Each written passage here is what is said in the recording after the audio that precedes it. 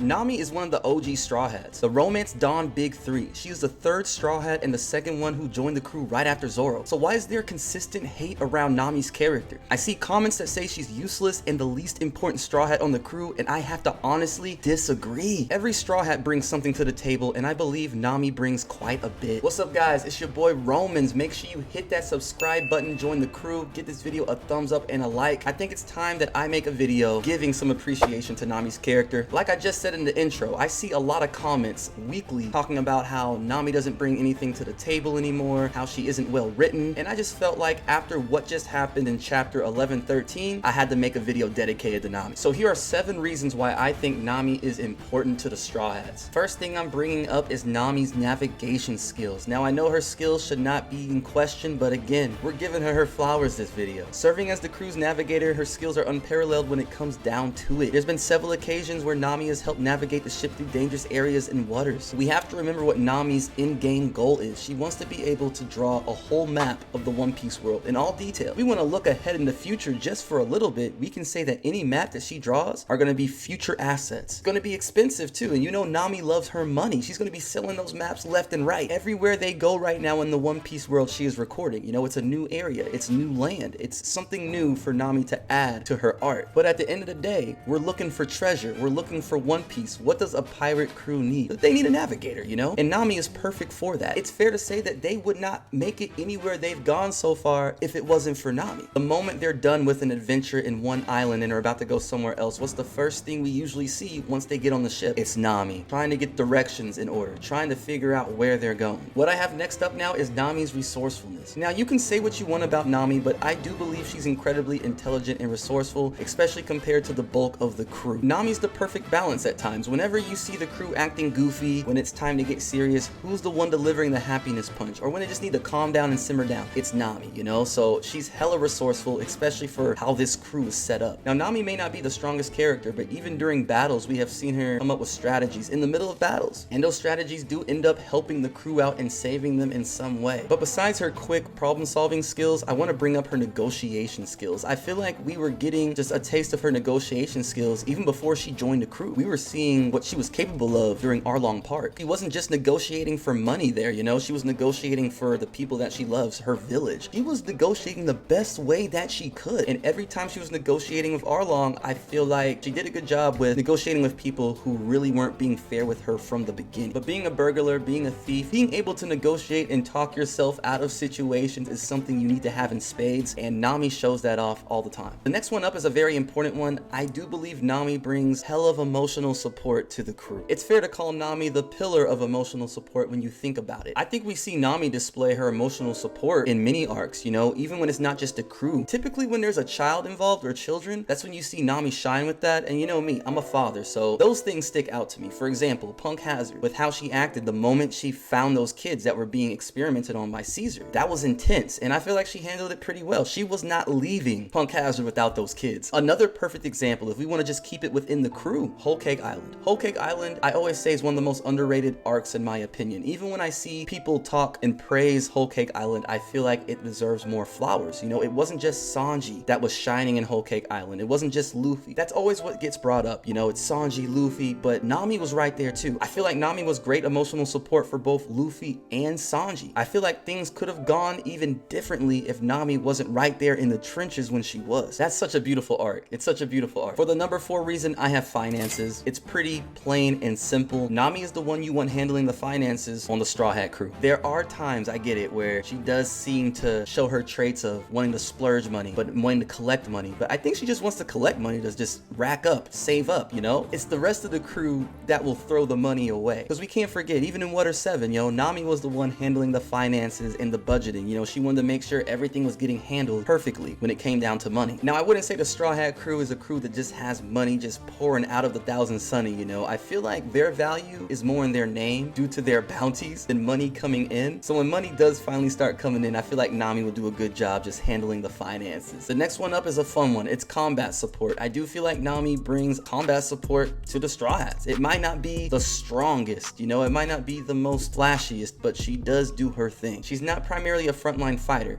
but with the climb attack and with Zeus, she does get a lot done now. Even before Zeus, she was getting things done with just the climb attack alone. With her ability to summon rain, thunderstorms, and gusts of winds, providing a strategic advantage in combat and sailing, that's a huge plus. You know, I feel like we don't even think about it as much. I know I don't. I don't just sit here and think about like, oh, Nami could actually help with the sailing as well. You know, I have to start thinking about that stuff too. So that's why I wanted to bring that up in this video. Nami's doing a lot. She does a lot. Her combat support is honestly the main reason I wanted to make this video and give her some flowers, because in chapter 11-13, she was the one that put 2 and 2 together and commanded the rest of the Straw Hats right then and there to protect Nico Robin, and they just went at it. And if you guys saw my live reaction, I was hyped. I was hyped seeing Zeus doing something for the actual crew too, you know what I'm saying? So Nami does bring a lot, and there's no telling what she's gonna learn, you know, in Elbaf possibly. You know, we always talk about Usopp going to Elbaf finally and getting leveled up, but what about the rest of the crew members? You know, what about Nami? I feel like Nami's gonna learn something in Elbaf as well, whether it's weather-based, whether it's something that she can add to her repertoire, or with Zeus, you know, there's still a lot to come from Nami and her combat. Now at number 6 is a pretty interesting one that I wanted to put on here, and it's because I feel like the Straw Hats, every single member represents this in some way or form. She's a symbol of freedom and independence. That's how I look at every character on the Straw Hats. When you look at their stories, when you look at how they joined the crew, they were all